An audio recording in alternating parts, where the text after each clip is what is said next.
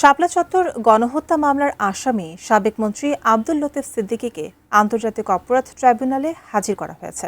সহকর্মী জাবেদ আক্তার আছেন সেখানে, বিস্তারিত জানতে সরাসরি যুক্ত হচ্ছে তার সঙ্গে।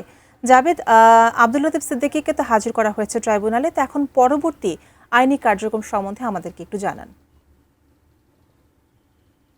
এখন থেকে ঠিক 12 মিনিট আগে আন্তর্জাতিক অপরাধ ট্রাইব্যুনালে হাজির করা হয়েছে সাবেক মন্ত্রী আব্দুল লতিফ সিদ্দিকীকে, এবং ঠিক দুপুর 1টার সময় তাকে বহনকারী একটি মাইক্রোবাস, যেটি ঢাকা মহানগর গোয়েন্দা পুলিশ ডিবির কার্যালয় থেকে দুপুর 1টার সময় এখানে এসে পৌঁছে, এবং তিনি খুব তড়িঘড়ি করেই তাকে পুলিশ আমার ঠিক ডান পাশে যেখানে আন্তর্জাতিক অপরাধ ট্রাইব্যুনাল 1-এর যে হাজতখানা, সেই হাজতখানাতে তাকে রাখা হয়েছে। কিছুক্ষণ পরে তাকে আন্তর্জাতিক অপরাধ ট্রাইব্যুনাল 2-এর যে আদালত, সেখানে বিচারপতি নজরুল ইসলাম চৌধুরীর নেতৃত্বে 3 সদস্যের যে আন্তর্জাতিক অপরাধ ট্রাইব্যুনাল 2, সেখানে মতিঝিলের যে শাপলা চত্বরের গণহত্যার যে মামলাটি, সেই মামলাটি চলমান রয়েছে, সেখানে তাকে হাজির করা হবে। এবং আপনি জানেন যে গতকাল বুধবার সন্ধ্যা 6টার দিকে লতিফ সিদ্দিকীকে তার গুলশান 1-এর যে নিজ বাসভবন, সেখান থেকে তাকে গ্রেপ্তার করে ডিবি, এবং গ্রেপ্তার করার পরে এখানে তাকে আনার আগ পর্যন্ত এতক্ষণ তিনি ডিবির হেফাজতেই ছিলেন। আমরা দেখেছি যে লতিফ সিদ্দিকীর সাথে তার ভাই বঙ্গবীর কাদের সিদ্দিকী তিনিও এসেছেন, যদিও তিনি এই মামলার কোনো আসামি নন, এবং তার সাথে আমরা কথা বলারও সুযোগ পাইনি। তিনি কেন এসেছেন, হয়তো এমন হতে পারে যে ভাইয়ের সাথেই হয়তো তিনি এসেছেন, কিন্তু কোনো মামলার আসামি হয়ে নন। তিনি তার সাথে হয়তো সঙ্গ দেওয়ার জন্য এসেছেন, বা আইনি প্রক্রিয়া কী হবে বা আইনজীবীদের সাথে হয়তো কথা বলতে চান এই বিষয়টি। আপনাকে একটু ব্যাকগ্রাউন্ড বলি যে 2013 সালে মতিঝিলের 5ই মে মতিঝিলের শাপলা চত্বরে হেফাজতে ইসলামের যে সমাবেশকে কেন্দ্র করে হত্যাযজ্ঞ হয়েছিল ওই 5ই মে এবং 6 মে, এবং এই ঘটনায় ঢাকাতে 32 জন, নারায়ণগঞ্জে 20 জন, চট্টগ্রামে 5 জন এবং কুমিল্লায় 1 জন, মোট 58 জন এই ঘটনায় তারা নিহত হয়েছেন। এইভাবেই প্রসিকিউশনের পক্ষ থেকে তারা শনাক্ত করতে পেরেছেন।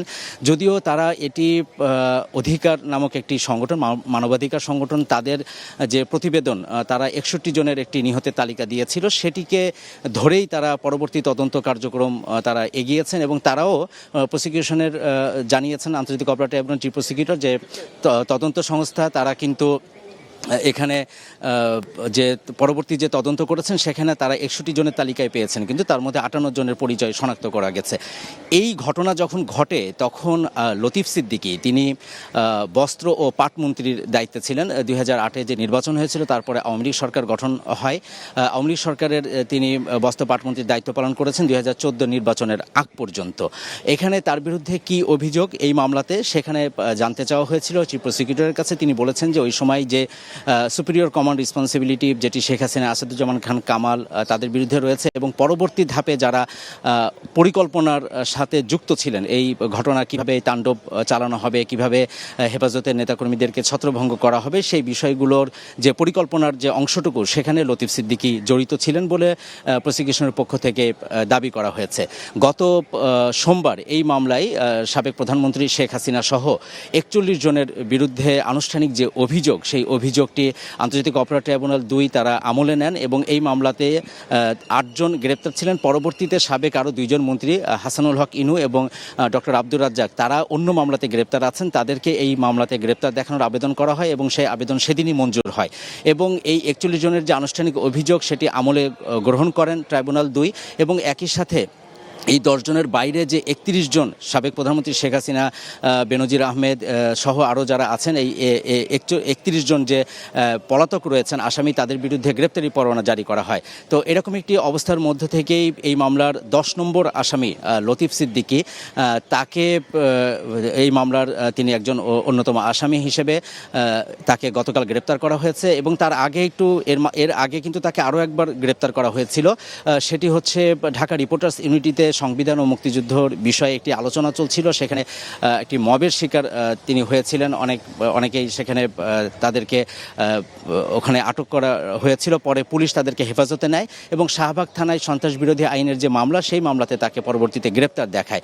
28শে আগস্ট গত বছরের এই গ্রেপ্তার হওয়ার পরে তিনি নিম্ন আদালত থেকে জামিন পান, পরবর্তী হাইকোর্ট থেকেও তাকে জামিন দেওয়া হয় এবং তিনি গত বছরের 6 নভেম্বর এই জামিনে মুক্তি পান এবং তার পরবর্তীতে তিনি এই মামলার আসামি হিসেবে, যেটি নিম্ন আদালতের চিফ মেট্রোপলিটন ম্যাজিস্ট্রেট জুয়েল রানার আদালতে চলছে, সেখানে তিনি বেশ কয়েকবার হাজিরা দিয়েছেন। গতকালও তিনি হাজিরা দিতে গিয়েছিলেন এবং তখন তিনি সাংবাদিকদের জানিয়েছিলেন যে তিনি হেফাজতে ইসলামের যে গণহত্যার যে মামলা, সেখানে যে তাকে আসামি করা হয়েছে, যদি তাকে গ্রেপ্তার করা না হয় তাহলে আগামী সপ্তাহে রবি অথবা সোমবারে তিনি নিজেই আত্মসমর্পণ করবেন, এই কথা তিনি জানিয়েছিলেন। তিনি এটাও বলেছিলেন যে আমি আত্মগোপনে থাকার মানুষ নই, আত্মপ্রকাশে থাকার মানুষ। এবং একই সাথে তিনি হেফাজতে ইসলামের এই ঘটনায় নিজের যে দোষ অস্বীকার করেছেন। তিনি বলছেন এখানে আমি কোনোভাবেই দায়ী ছিলাম না এবং এই ঘটনা যখন ঘটে দুপুরের দিকে, তারপরে কয়েক ঘন্টার মধ্যেই তার গুলশানের বাসভবন থেকে তাকে গ্রেপ্তার করা হয়।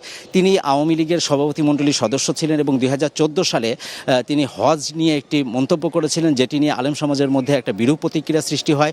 দেশজুড়ে অনেকের মধ্যে তাকে পদত্যাগ করার দাবি উঠে।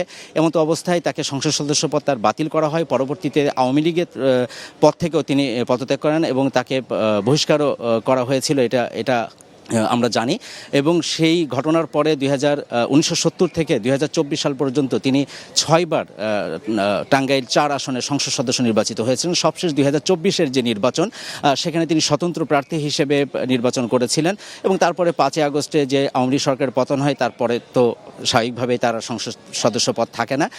তিনি আজকে এসেছেন এবং নিয়ম অনুযায়ী যেটি হবে যে আজকে কিছুক্ষণ পর দুপুর 1:30টার দিকে তাকে ট্রাইব্যুনাল